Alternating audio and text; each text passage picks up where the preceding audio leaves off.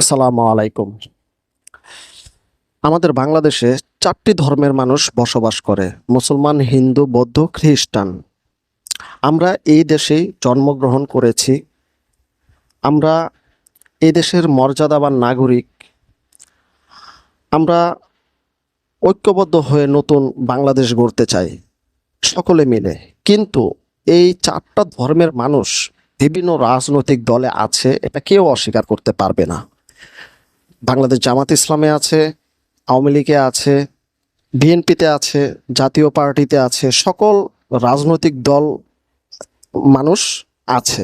এই ৪টা ধর্মের মানুষ আমরা সকলে মিলে যদি এই বাংলাদেশটাকে বিনির্মাণে কাজে লাগাতে পারি, ভালো কাজে, তাহলে আমাদেরকে পিছনে ফিরে তাকাতে হবে না। কিন্তু আমরা তা না করে আমরা কি করতেছি? আমরা একজনের পিছনে আরেকজনকে লাগিয়ে দিচ্ছি। অমুক দলের কর্মীকে খুন করছি, তমুক দলের কর্মীকে খুন করছি। বাংলাদেশ জামাত ইসলামের কর্মীদেরকে খুন করছি, নেতাদেরকে খুন করতেছি। এদিক দিয়ে এদিক দিয়ে আবার দেখা যাচ্ছে বিএনপির ভিতরে বিএনপি খুনাখুনি, রাহাজারি, টেন্ডারবাজিতে জড়িয়ে যাচ্ছে। আবার আওয়ামী লীগ বিএনপিকে খুন করছে, জামাতকে খুন করছে। বিভিন্ন রাজনৈতিক দলের ভিতরে এই একটা দ্বিধাদ্বন্দ্ব লেগে আছে। যদি এই দ্বিধাদ্বন্দ্ব চলমান থাকে, তাহলে আমরা বাংলাদেশকে, নতুন বাংলাদেশ আমরা গড়তে পারবো না। নতুন বাংলাদেশ গড়তে হলে এই ৪টা ধর্মের মানুষ মিলে, আমাদের সবাইকে মিলেমিশে নতুন বাংলাদেশ গড়তে হবে। দিন শেষে কিন্তু দেখা যায় কি, আমাদের এই বাংলাদেশকে নিয়ে ভিন্ন কোনো দেশ সবাই নানান নানান ষড়যন্ত্রে কিন্তু লিপ্ত। আমাদের ভালো চায় না, কারণ আমরা ঐক্যবদ্ধ জাতি হিসেবে আমরা মর্যাদাবান, আমরা নাগরিক হিসেবে আমরা মর্যাদাবান। আমাদের এখানে কোনো বৈষম্য নেই। আমরা বৈষম্যের ভিতরে থাকতেও চাই না, আমরা প্রশ্রয় দিতে চাই না, বৈষম্যকে আমরা প্রশ্রয় দেই না। দেখুন, ঘটনার প্রেক্ষাপট হচ্ছে এরকম যে বাংলাদেশ জামাত ইসলামের আমির ডক্টর শফিকুর রহমান তিনি বলছেন, আমরা এই এই দেশেই জন্মগ্রহণ করেছি। ভালো করে শুনুন, লক্ষ্য করবেন কথাগুলো। আমরা এই দেশে জন্মগ্রহণ করেছি, জন্মসূত্রে আমরা দেশের এই দেশের মর্যাদাবান নাগরিক। হিন্দু, বৌদ্ধ, খ্রিস্টান, মুসলমান, এই ৪ ধর্মের অনুসারীদের মিলেই এই বাংলাদেশ।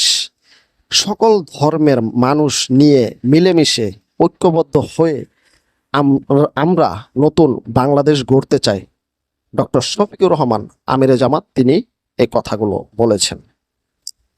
আমি আমি আমি ব্যক্তিগত ব্যক্তিগত হিসাবে আমি এই কথাটা সাপোর্ট করি যে এই ৪টা ধর্মের মানুষ আমরা মিলেমিশে নতুন বাংলাদেশ গড়তে যদি চাই, এই কথার সাথে আমিও একমত। কিন্তু ওই যে কথা একটাই, যে কোনো দল যদি উপরে উঠতে চায়, কোনো দলের যদি সুনাম থাকে, তাহলে আমরা কি করি?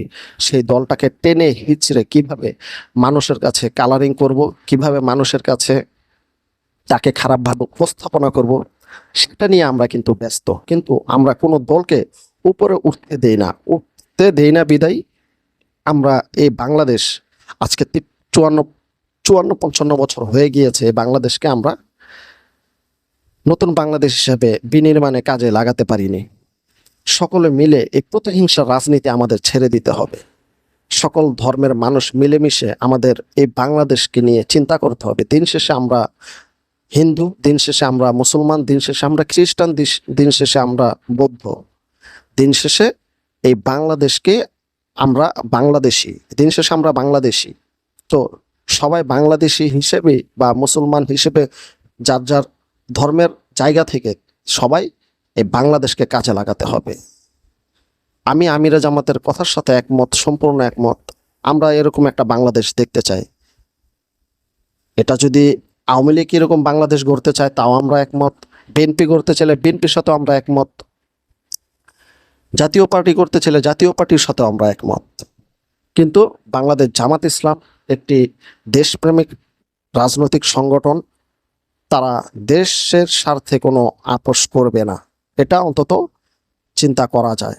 কারণ তাদের অনেক ত্যাগ কুরবানি দিতে হয়েছে এই বাংলাদেশ দেশপ্রেমিক লোক হিসাবে তাদের অনেক ত্যাগ কুরবানি করতে হয়েছে তাদের দলের নেতাদের। গোলাম আজম থেকে শুরু করে মাওলানা সাইদি পর্যন্ত সবাই কিন্তু এই ত্যাগ স্বীকার করেছে।